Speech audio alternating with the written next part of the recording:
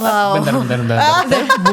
bukannya kalau dari keluarga kan memang lingkup pendidikan yang utama itu dari keluarga ya Mbak ya. Betul. Keluarga itu kan memang kalau ngomong apa ya apalagi dari kecil kan ya Mbak. Biasanya kan tercekoki atau terdoktrin. Iya. Ya sudah patriarki gitu Mbak. Tapi kenapa bisa jadi Mbak Anita yang sekarang Mbak? Nah itulah ya, ini ada dua hal ya. Ketika kita dicekoki sesuatu ada dua respons kan. Oke. Kita terima, yang pertama kita terima itu sebagai kebenaran. Ya. Yang kedua kita marah. Oke. Karena stigma atau dogma itu dipaksakan ke kita. Ya, saya ini yang nomor 2. Oke.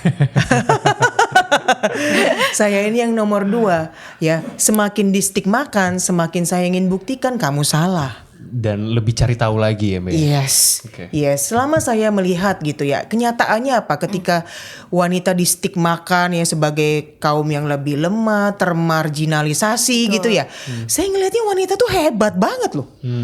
Masalahnya begini, teman-teman, adalah kadang-kadang itu masalah gendernya udah membuat kita bias.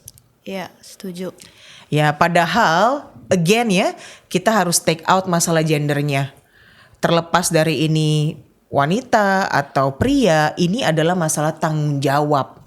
Masalah roles and responsibilities. Ya, saya nggak pernah melihat sesuatu yang namanya tanggung jawab kerja itu dari gendernya. Tetapi bukan berarti gender tidak memberikan variasi ya terhadap dunia kerja. Jelas ya, tetap tendensi seorang laki-laki dan perempuan itu berbeda. Walaupun saya biasa bekerja di bidang yang banyak prianya begitu, bukan berarti saya ini pria.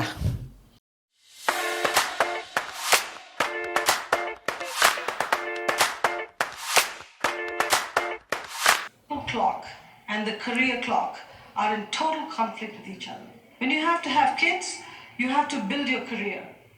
Just as you're rising to middle management, your kids need you because they're teenagers, they need you for the teenage years. And that's the time your husband becomes a teenager too. So he leaves you. I'm sorry. They need you too. So what do? And as you grow even more, your parents need you because they're aging. We're screwed. I mean, we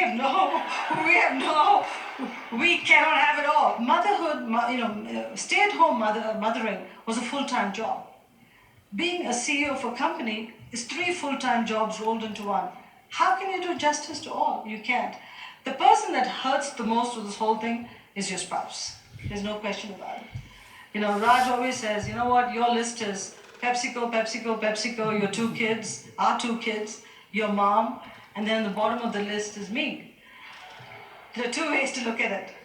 You should be happier on the list. Menarik ya. Ini kalau kita lihat dari video yang tadi. By the way, ini saya dikelilingi sama 2 perempuan hari ini. Jadi memang topik kita hari ini pas banget sama video yang mau kita bahas. Nah, mungkin di sini saya perkenalkan terlebih dahulu ya. Di sini ada co-host kita Zalika Liliandana. Halo, Nyalakan People. Halo. Nah, dan seperti biasa kita akan ngobrol-ngobrol bareng Mbak Anita. Halo Mbak Anita. Halo Imam dan Lika. Halo juga Nyalakan People. Halo Nyalakan People. Nah Mbak, mungkin langsung aja kita bahas ke video tadi. Ya. Sebenarnya video tadi tuh relate banget sih Mbak dengan fenomena yang terjadi di sekarang ini. Apalagi rame tuh Najwa Shihab juga sempat bilang, kenapa sih perempuan itu selalu ditanya pilih karir atau keluarga, apa ibu rumah tangga? Jadi emang nggak bisa jalanin bareng-bareng ya Mbak? Atau memang harus memilih salah satu? Nah mungkin di sini ada dua perempuan, Mbak Anita dan Zalika. Mungkin boleh tolong dijawab Mbak pertanyaan-pertanyaan itu. Iya, bisa nggak seorang wanita atau perempuan ya menjalani karir dan juga mengurusi keluarga? Jawabannya memang bisa. Ya, dan tadi video yang menarik ya dari Indra Nuyi, the former CEO of PepsiCo. Ya sekarang sudah umur 60-an ya, sudah bukan CEO lagi. Nah ada satu kata yang menarik tadi sebenarnya adalah we cannot have it all. Ya jadi tergantung perannya dulu nih. Misalnya di dalam keluarga juga contoh aja ya, berapa anak yang harus diurus, apakah ada extended family yang juga harus di take care. Tadi ada bicara soal orang tua yang sudah aging misalnya. Begitu itu kan menambah beban ke seorang wanita karir tadi, ya kan? Tidak terlepas dari anak-anaknya sendiri begitu ya. Dan juga perannya di perusahaan atau organisasi. Nah, tadi dibilang juga ya, sebagai seorang CEO itu threefold of full time job. Itu memang iya begitu. Kebayang ya jadi CEO-nya PepsiCo, salah satu perusahaan terbesar di dunia ya, global brand gitu. Tuntutan seperti apa yang harus dijalani seorang Indranui? Jadi kita harus kembali ke kalimat bahwa we cannot have it all. Dan ada keyword kedua sebenarnya di situ dikatakan bahwa the person who hurts the most is usually your spouse. Jadi coba kita masukkan dulu konteksnya ya. Karena ini memang dilemanya biasanya dialami oleh, karena tadi kan pertanyaannya karir dan keluarga gitu ya. Dialami oleh memang wanita-wanita yang berkarir dan juga mengurusi keluarga. Nah, jadi artinya apa? Dalam kalimat itu sebenarnya artinya kalau mau ada equilibrium ya harus ada penyesuaian. Kalau ada penyesuaian, ada adaptasi, ada yang harus ngalah atau berkorban. Dikorbankan, ya. Ya, dalam hal tadi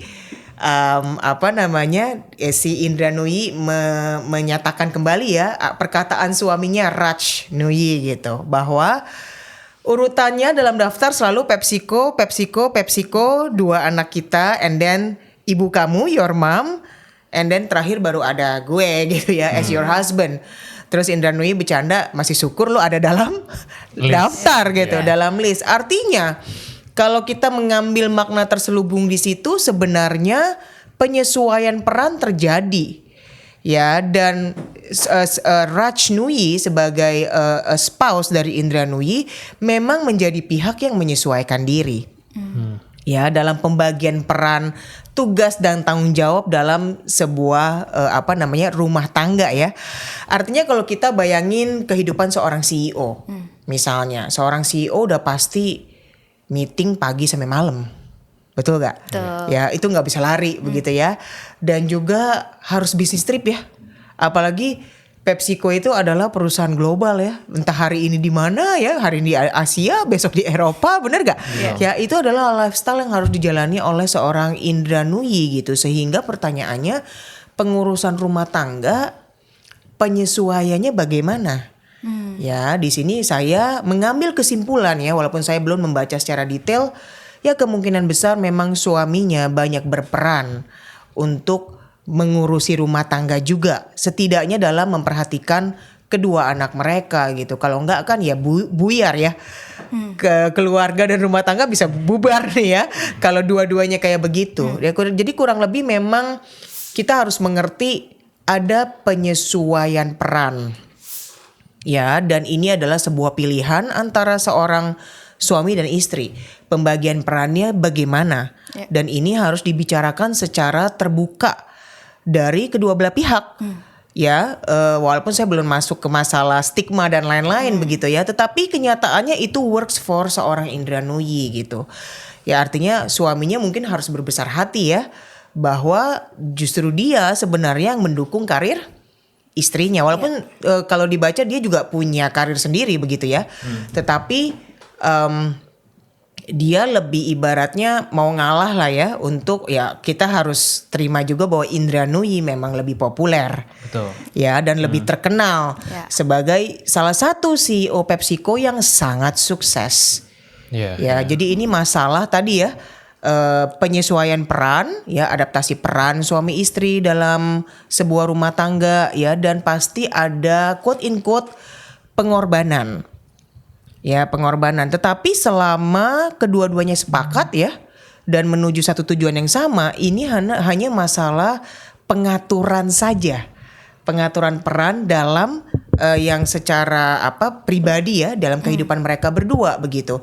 Kurang lebih begitu ya kalau saya boleh jawab. Jadi sebenarnya bisa nggak sih menjalani dua-duanya? Jawabannya bisa-bisa aja gitu. Ya, dan tergantung perannya dan tanggung jawab keluarganya sebesar apa, tadi saya bilangnya di awal. Yang kedua juga peran yang dituntut di dunia kerja juga sebesar apa. Ya, kalau udah sesenior seorang Indranui yang jadi CEO sebuah perusahaan global, ya itu tuntutannya pasti luar biasa tinggi.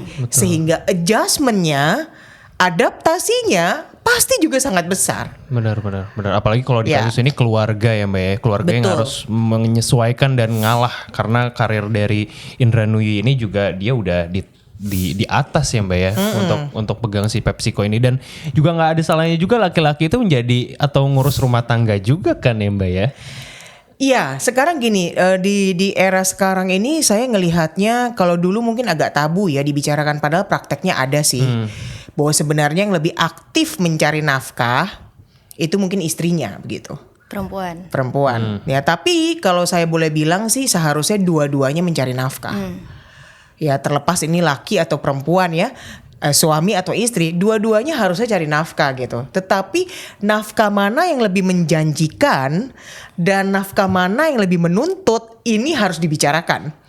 Ya, nggak mesti lagi, apalagi di zaman sekarang ya, oh pria itu purely pencari nafkah, wanita itu purely homemaker atau ibu rumah tangga. Nggak lagi seperti itu. Ya, ini semua menjadi kombinasi yang sangat dinamis. Ya, dalam kehidupan rumah tangga ya, penyesuaian peran seorang istri dan seorang suami. Jadi nggak ada salahnya memang bahwa pembagian peran ini juga kadang-kadang membuat situasi tertentu ya, membuat misalnya si suami lebih banyak mengurusi rumah tangga. Tapi kalau tanya saya secara pribadi, seharusnya dua-duanya itu tetap punya nafkah. Apapun yang dikerjakan begitu. Tetapi kalau sampai nih jadi full time house husband, kembali lagi itu kesepakatan dalam keluarga tersebut, dalam rumah tangga itu ya. Selama istrinya nggak keberatan dan pembagian perannya jelas, suaminya juga nggak keberatan. Ya. Jadi ini sering fenomena yang udah cukup sering terjadi sebenarnya ya di keluarga modern. Benar. Ya. Oh, tadi kan ngebahas dari video ya Mbak ya. Kalau kamu mau jadi mana nih, wanita karir atau Kalau bisa dua-duanya kenapa harus milih kan ya Mbak ya? Kan itu tergantung lagi sama prioritas kan. Cuman Prioritas, tadi menarik ngelihat video tadi dan ngelihat Mbak Anita kan kayaknya punya kemiripan ya Mbak. Mbak Anita kan juga menjalankan multi peran. Sebagai pebisnis juga, waktu itu juga bekerja sebagai full timer job dan juga sebagai istri gitu. Selama itu Mbak, mungkin sampai sekarang juga Mbak, ada nggak sih tantangan yang paling menonjol atau gimana gitu, yang bisa di solve atau mungkin yang Mbak Anita rasakan dan ini mungkin bisa diaplikasikan juga ke Nyalakan People yang lain gitu. Maksudnya tantangan sebagai seorang wanita yang berkarir, begitu ya.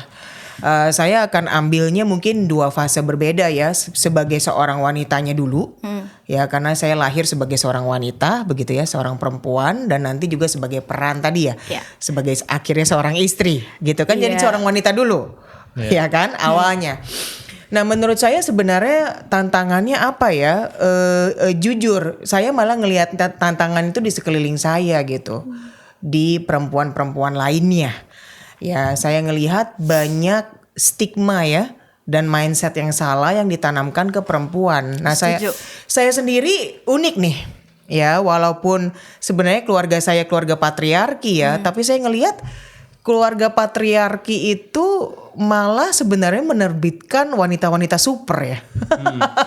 Wow. Bentar. Tapi bukannya kalau dari keluarga kan memang lingkup pendidikan yang utama itu dari keluarga ya Mbak ya. Betul. Keluarga itu kan memang kalau ngomong apa ya, apalagi dari kecil kan ya Mbak, biasanya kan tercekoki atau terdoktrin. Ya sudah patriarki gitu Mbak. Tapi kenapa bisa jadi Mbak Anita yang sekarang Mbak? Nah, itulah ya, ini ada dua hal ya, ketika kita dicekoki sesuatu ada dua respons kan. Oke. Kita terima, yang pertama kita terima itu sebagai kebenaran. Yang kedua kita marah. Karena stigma atau dogma itu dipaksakan ke kita. Ya, saya ini yang nomor 2. Saya ini yang nomor 2. Ya, semakin distigmakan, semakin saya ingin buktikan kamu salah. Dan lebih cari tahu lagi ya Mbak. Yes. Selama saya melihat gitu ya, kenyataannya apa ketika wanita distigmakan ya sebagai kaum yang lebih lemah, termarginalisasi gitu ya. Saya ngelihatnya wanita tuh hebat banget loh. Ya, selama saya bekerja, nggak usah jauh-jauh deh, saya lihat ibu saya sendiri gitu besarin anak sambil juga cari nafkah. Itu ibaratnya sebuah evidence yang saya saksikan dari kecil begitu ya. Dan juga bagaimana saya waktu mulai bekerja, saya bersyukur banget ya, saya kerja di perusahaan multinasional, banyak sekali dan di awal tahun 2000-an begitu ya, nggak kayak sekarang. Banyak sekali wanita-wanita yang sudah menduduki posisi direktur gitu, bahkan chief di tahun itu. Dan saya jadi curious ya, dan ternyata mereka wanita-wanita yang juga seorang ibu gitu. Ya, jadi itu membuat saya makin yakin ya bahwa sebenarnya ini semua mungkin. Sebenarnya tergantung mindset berarti ya Mbak. Mindset. Ya, mindsetnya sangat penting. Stigma itu terjadi di masyarakat. Kalau wanita merasa dikotak-kotakan ya, diletakkan dalam sebuah posisi tertentu, itu terjadi. Nah, tetapi respons kita itu penting. Ya, respons kita terhadap stigma yang dikenakan ke kita itu penting, sehingga sebenarnya saya besar dengan karena saya nggak merasa stigma itu melekat ke saya ya. Saya besar itu amazingly ya dengan kepercayaan diri yang luar biasa. Ya, that I can do the things like also men can achieve gitu. Karena kenyataannya bisa. Jadi kalau sebenarnya perempuan merasa termarginalisasi, saran saya adalah buktikan dong bahwa kamu nggak seperti itu. And people respect you because of what you can do and your achievements gitu ya, dan itu akan mematahkan stigma itu tersendiri gitu. Itu menurut saya, Imam ya. Iya, masalahnya di luaran sana kan memang jarang wanita itu yang berpikir seperti Mbak Anita atau berpikir seperti Lika. Apalagi Lika ini kan aktivis ya Mbak. Diulangin terus. Catat. Perempuan. Jadi memang ya stigma tadi betul kata Lika, mindset. It's all about mindset. Ketika perempuan itu tidak bisa melakukan sesuatu, ini laki-laki terkotak-kotakan. Berarti ini masuk ke pembahasan kesetaraan gender nih Mbak. Ini yang menarik kita bahas. Mungkin boleh kita bedah dulu kali ya Mbak ya, karena setara itu kan banyak maknanya. Nah kalau menurut Mbak Anita sendiri, kesetaraan itu artinya apa sih Mbak? Kesetaraan simply gini aja deh, di luar peran natural ya, bahwa memang wanita yang diciptakan Tuhan punya rahim begitu ya. Dan yang akan carry the baby ya, dan proses melahirkan segala macam. Di luar itu kalau kita put aside the gender. Ya, sebenarnya what women can do, what men can do, and vice versa itu sama aja. Betul. Ah masa Anita? Ya of course. Contohnya kalau teman-teman pernah baca ya, karena akhir-akhir ini lagi hangat juga ya, dikatakan bahwa pesawatnya Amelia Earhart ya, salah satu aviator, pionir aviator wanita pertama di Amerika, itu ditemukan ya di Lautan Pasifik dari gambar sonar gitu ya, karena hilang kan, memang hilangnya di perairan ya, di perairan Pasifik. Udah lama banget cerita ini ya. Jadi Amelia Earhart ini adalah wanita pertama yang terbang solo ya, di awal tahun 1900-an gitu, terbang solo melewati transatlantik. Ya.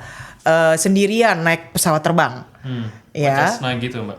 Ya pesawat yang masih pesawat kecil itu ya, pesawat kecil ya, bukan pesawat jet gitu, bukan gitu. Dan itu dia lakukan solo flying begitu, dan itu memecahkan rekor dunia gitu. Dan itu membuktikan sebenarnya yang stigma bahwa kaum wanita itu lemah dalam soal navigasi ya, lemah dalam soal decision making yang terlalu emosional atau apa, bisa dilakukan gitu. Jadi we have to put aside the gender and the tendency of gender gitu. Artinya gini, kan banyaklah bercandaan ya kalau kita di jalan aja deh. Saya suka kadang-kadang agak ini ya, argumen ya sama suami saya gitu. Kalau di jalan ada yang nyetirnya lama, takut, atau parkirnya susah, Perempuan. ini pasti cewek. Dan saya akan bilang gini ke suami saya, tergantung ceweknya. Kalau saya tidak mungkin, kata Mbak Anita. Tergantung semua ceweknya perempuan dulu, sama. ya kan? Memang dari segi kalau kita lihat otak ya, brain structure gitu, dari perempuan dan laki-laki memang agak berbeda. Karenanya kenapa laki-laki itu memang lebih bagus dalam menavigasi gitu. Nah, saya ini sebenarnya brainnya agak laki-laki. Ya, walaupun gak laki-laki banget gitu ya. Karenanya sebenarnya ada gak perempuan-perempuan yang sebenarnya brainnya ya itu lebih wired towards men's work gitu? The answer is ada. Ya, contohnya ya Amelia Earhart tadi. Ya, dan juga kalau teman-teman boleh browsing ya mengenai Wally Funk. Ya, salah satu orang-orang wanita pertama ya di Amerika itu yang ikut project astronot perempuan. Oh wow. Ya, itu sekarang udah umur 80-an ya. Jadi Ibu Wally ini waktu umur 82 tahun dia akhirnya terbang keluar angkasa. Ya, diajak sama Jeff Bezos naik Blue Origin ya. Space Shuttle yang penerbangan perdana ya ke luar angkasa. Nah, beliau akhirnya punya kesempatan ya di usia 82 tahun. Kenapa beliau nggak punya kesempatan di hari-hari itu? Ya stigma. Stigma. Padahal kalau baca mengenai biografi Wally ya, dia tuh lulus semua mental and physical test untuk menjadi seorang astronot. Qualified namanya. Qualified. Ya. Walaupun seorang wanita. Jadi bahwa kayak ini kita menstigmakan ya bahwa ini pekerjaan laki-laki, ini pekerjaan perempuan, nggak selalu demikian. Makanya kesetaraan gender adalah let's take out the gender factor. Ya, and it's purely just talent and capability. Ya, bakat dan kemampuan, kompetensi gitu. Maka sebenarnya apakah pria bisa melakukan pekerjaan wanita? Bisa. Wanita bisa melakukan pekerjaan pria nggak? Pekerjaan pria wanitanya sebenarnya itu sebuah stigma ya. Betul. Ya, yang sudah ada di masyarakat dari dulu gitu. Dari dulunya begini. Bukan berarti nggak bisa criss cross gitu ya. Vice versa gitu. Bisa sebenarnya, dan itu sudah dibuktikan oleh sejarah. Nah, tetapi saya juga mesti ingetin ya buat kaum wanita, mungkin perempuan yang lagi stay tune. Ya, kesetaraan gender itu juga berarti bahwa ya kita juga nggak minta dispensasi. Ya, betul. Ya, karena akan gue cewek gitu. Lu harus nggak gitu gitu ya. Saya masih ingat kebetulan saya ngambil kuliah dan bekerja di bidang laki-laki. I'm always surrounded with many men ya towards my professional career begitu di bidang IT. Saya masih ingat saya baru kerja gitu ya, baru lulus kerja, dan ada satu sistem problem yang mesti saya hadapin, dan saya mesti sampai malam nongkrong di server room ya. Nggak kayak zaman sekarang ada teknologi dengan cloud dan lain sebagainya. Di hari itu you have to really datang masuk ke dalam server room yang dingin ya, di mana server itu berjejer ya kayak di film-film, pakai jaket karena dingin banget, and then you troubleshoot di depan servernya langsung begitu. And I did that because it's my responsibility. This is not about my gender. Yes. Waktu tanggung jawab itu datang, saya nggak bisa bilang gini, wah ini bakal ke server room yang gelap dan dingin gitu ya, dan sendirian dan sampai malam, ini kan tugasnya laki-laki. Nggak bisa. Ya. Itu juga artinya kesetaraan gender. Gimana mau setara kalau kayak gitu ya Mbak ya? Betul. Karena ini tanggung jawab saya. Again, let's put aside the gender. This is my job, my responsibility, and I am fulfilling my responsibility. Bukan soal gendernya. Gitu. Dan saya nggak minta kolega saya yang laki-laki yang mengerjakan. Enggak, this is my responsibility. Ya. Nah, kalau kita bisa berpikir seperti itu, maka sebenarnya kesetaraan gender itu tercipta sendiri. Ya. Tapi Mbak tadi menarik yang Mbak Anita kan bilang kalau misalnya Mbak Anita itu juga tumbuh di mana male dominated gitu ya Mbak ya. Kuliah, bekerja mungkin ya Mbak. Laki-laki gitu ya. Iya, didominasi oleh laki-laki. Pernah gak sih Mbak Anita tuh mengalami double standar gitu Mbak? Yang mana kan biasanya kalau misalnya laki-laki tegas itu dia dianggap reliable gitu. Dia emang wah tegas, pemimpinnya tegas. Tapi kalau perempuan tegas sedikit cerewet, baperan, emosian gitu-gitu. Pernah gak sih Mbak mengalami hal-hal kayak gitu? Iya, masuknya Saya malah melihat karir saya ini unik ya. Kebanyakan orang itu ya sebagai wanita itu kelimpungan ya kalau misalnya timnya semuanya laki-laki gitu. Saya boleh mengakui saya spesialis di bidang ini. Itulah kenapa kita ngobrolnya dengan Mbak I'm Anita. literally working in a man's world ya. Saya pernah punya kondisi peer saya laki-laki semua, bos saya laki-laki, anak buah saya juga laki-laki semua. Ya, so I'm literally surrounded by men. Ya, jadi masalahnya begini teman-teman adalah kadang-kadang itu masalah gendernya udah membuat kita bias. Iya, setuju.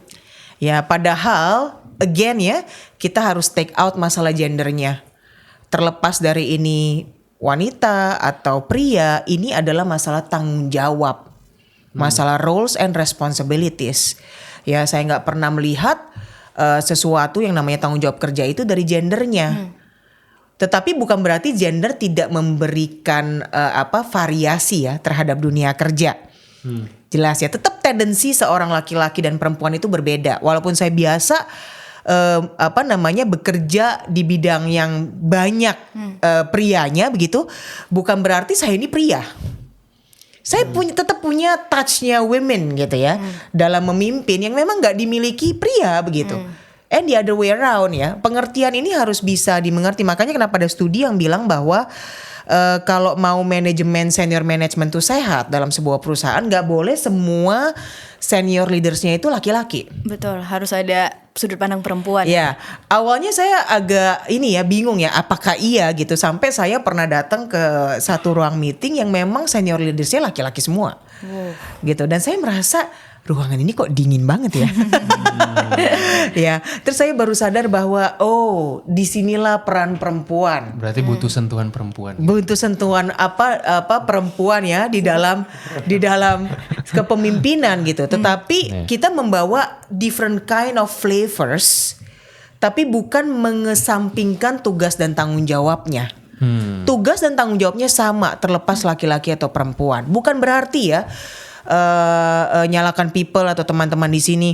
Karena tim saya atau anak buah saya perempuan, saya jadi takut nih ntar dia nangis atau lebih halus perasaannya. Ya kalau salah ya harus diomelin gitu kan. Harus diberitahu, harus ditegur. Regardless dia laki atau perempuan. Betul ya? Betul. Tetapi ketika dalam dunia kerja kita membawa different kind of flavors, I have to agree. Ya, ada satu hal yang menurut saya kenapa women in leadership itu brings flavors, different kind of flavors. Bagaimanapun wanita ini lumayan lebih seksi repot. Betul, setuju. Benar gak? Pria by nature, tidak semuanya ya, saya tidak mau mengeneralisasi. Pria by nature itu males ya ngurusin yang perintil-perintil yang sifatnya lebih kayak yuk kita bikin outing ya. Terus kaosnya mesti gimana ya, makanannya gimana. Setuju. Saya jujur ya, ibaratnya orang kalau bilang saya kamu tuh tomboy Anita gitu ya. Ya ada benarnya gitu ya. Saya memang grew up a bit tomboy-tomboynya saya gitu ya. Emang ngurusin begituan saya masih suka. That's my women touch gitu ya. Ya, ngurusin event ya, ngurusin hal-hal yang sifatnya memang flavor yang bisa dibawa oleh seorang wanita gitu. Tetapi tanggung jawabnya sama. Ya bukan karena dia juga jadi laki-laki kita jadi lebih kerasin atau perempuan ya dan juga sebaliknya begitu. Kalau perempuan sama perempuan juga jadi lebih keras ya nggak gitu ya. Jadi artinya sesuaikan dengan tugas dan tanggung jawabnya. Ya semua ini masalah performance, kompetensi, betul gak? Tetapi kalau ditanya apakah pria dan wanita membawa different kind of flavors di dunia kerja, dalam organisasi, dalam workforce, jawabannya adalah ya. Ya, jawabannya adalah ya, karenanya memang sebuah organisasi tidak sehat kalau laki-laki semua atau perempuan semua. Harus ada variasi. Berarti dari penjelasan Mbak Anit tadi, gimana Mbak Anit nge-handle responsibility sebagai seorang karyawan gitu ya Mbak. Mbak Anit gak pernah merasakan adanya diskriminasi itu Mbak, double standard yang di-labeling sama mungkin anak buah atau peers laki-laki. So far saya boleh bilang tidak. Ya sekalipun ada mungkin saya gak merasakan secara langsung. Ya malah mungkin sebenarnya the way di lingkungan waktu saya masih kecil ya atau growing up begitu, malah memang sebenarnya ada persepsi perbedaan nilai antara anak laki-laki dan anak perempuan ya. Tetapi selama saya sekolah ya, selama saya bekerja, jawaban saya adalah tidak. Wow. Ya kenapa? Karena you have to prove ya that you cannot be discriminated.